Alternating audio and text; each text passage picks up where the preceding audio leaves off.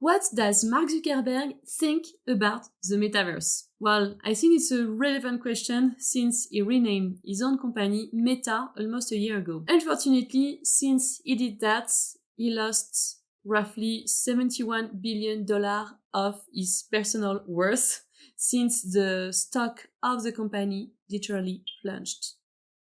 But I believe, despite that fact, that it's still extremely interesting to hear about what is his vision of the metaverse. He took a very, very bold statement in changing the company's name into Meta. Now let's look at why he did that. A very good way to know what Mark Zuckerberg thinks about the metaverse is actually listening to his interview with Joe Rogan that he did in last August.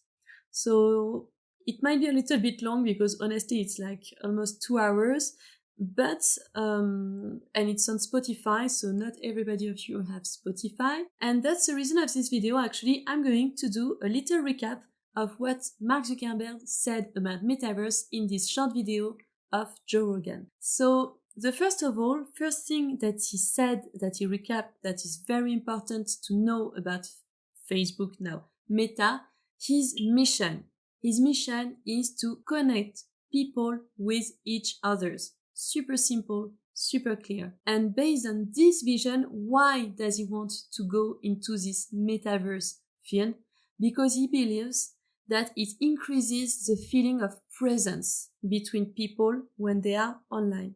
And therefore, in this mission of connecting people with each other, if you increase this feeling of presence, you connect them more. In this interview also, he talked a lot about the next headset innovation after the Oculus Quest 2 that seemed to have been quite a success. They didn't release their sales, but like he says in the interview, they are quite significant. And their next headset to come is the project Cambria. And in this project, again, with this vision of connecting people with each other by increasing the feeling of presence, one of the key innovations of this headset to come is that it recognizes facial expression. Well, I guess that would be very useful for me as my facial expression are very strong. And this will increase the feeling of being talking to an actual human and therefore the feeling of being connected. Another very big innovation to come with Cambria that he's talking about again in this interview is the fact that they are making augmented reality much more easy and much more enjoyable by creating the capability for the headset to read and visualize the word and then reproduce that word inside the headset in color. So for those of you who have Oculus Quest, when you draw around yourself the area in which you can play, you have already this augmented reality feature because you're drawing around yourself in your actual real world. But the problem is that it's in black and white. And the big innovation with Cambria is that it's going to be in color. And this should unfold a lot of new use cases and not a lot of new online experiences of like metaverse, we would say, through augmented reality, which could be interesting because it connects more the physical world with this digital world. Something I found also very interesting in this interview is his vision of what is VR in terms of this concept between physical, digital, and reality. And there are two very interesting quotes on that. One that I really find extremely interesting is that he said that VR is the first physical computing platform. And yes, it's true when you think about that. It's the first time with your body, in a physical way, you interact with a computer. Well, you could argue that typing on a keyboard is physical, but it's not really very physical.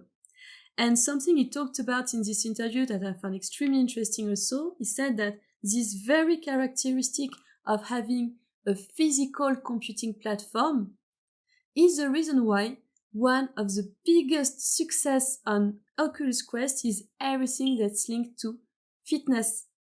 And even games that were not designed to be fitness games became popular because they were fitness games. And it seems that this very feature of having something that is physical is what makes VR interesting. And to go even deeper into this concept of physical versus digital, he said something else in this interview that I think is extremely interesting and probably very representative of what people are currently saying in the tech world. So I'm not based in San Francisco, so maybe I'm not connected to those people, but I would guess that a lot of people share Mark Zuckerberg's vision when he says there is the physical world and the digital world, and the combination of the two is the real world.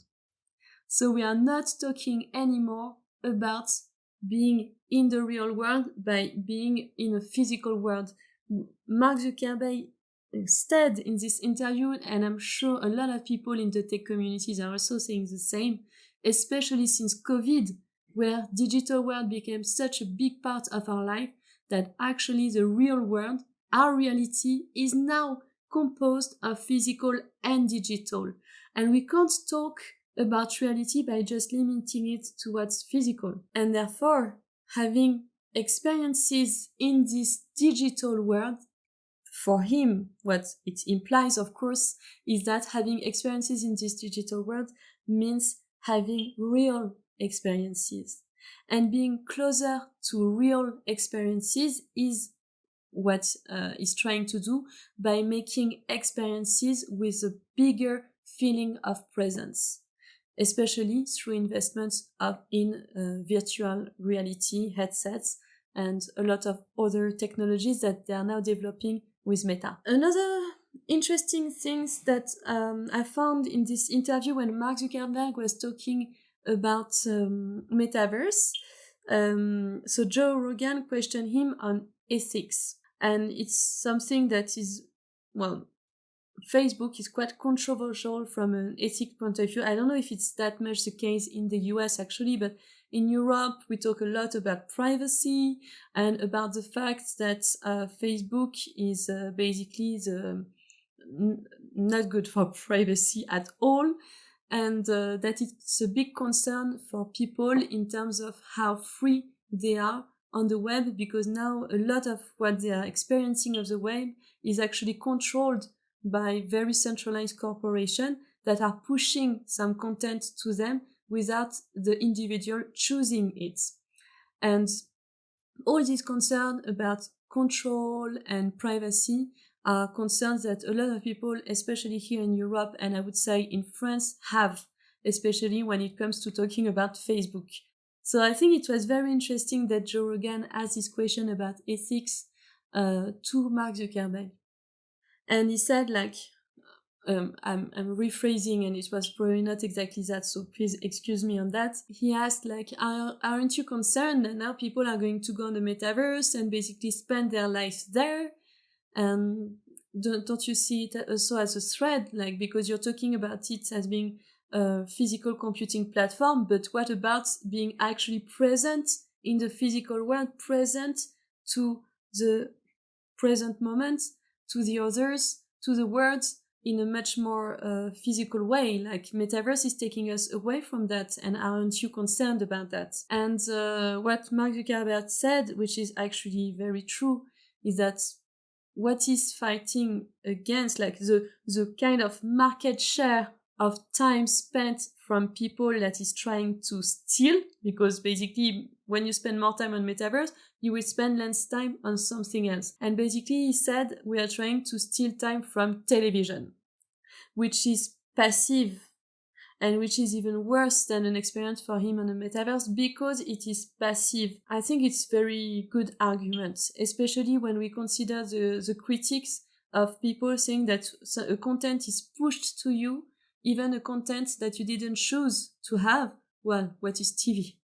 TV is exactly that, especially news on TV are a content that is pushed to an audience without the audience choosing at all what kind of news they want to hear. And it's a selection that is very arbitrary, actually. His reply that is actually taking market share of people's time that they spend on TV. This time that is taken from them in front of their TV, not only they are passive, but they are also quite lonely when they are watching TV. And at least with Metaverse and Meta, I would say, and all what he's trying to do, his mission with the group, as he's trying to connect people, he believes that what he's doing, even if it takes more time from people in a digital world and taking them away from the physical world, is giving them more opportunity to have meaningful relationship, which he believes is one of the essentials mission of what Meta wants to do. That was a short recap of what I've heard from Mark Zuckerberg in this interview, and I believe it's very interesting because his vision and the bold statement he had to change the company's name and the big investment. Remember, Facebook acquired Oculus $2 billion, and it was very early actually in the VR trend. So very bold statements again there, and I think it's very interesting to understand why he's doing that, whether you like it or not. So if you like this video, please subscribe, click on the bell also to be sure that you will receive my next video, and don't hesitate to watch other content if you want to learn about blockchain, and of course don't hesitate also to comment and to give your opinion on Facebook and their vision about Meta.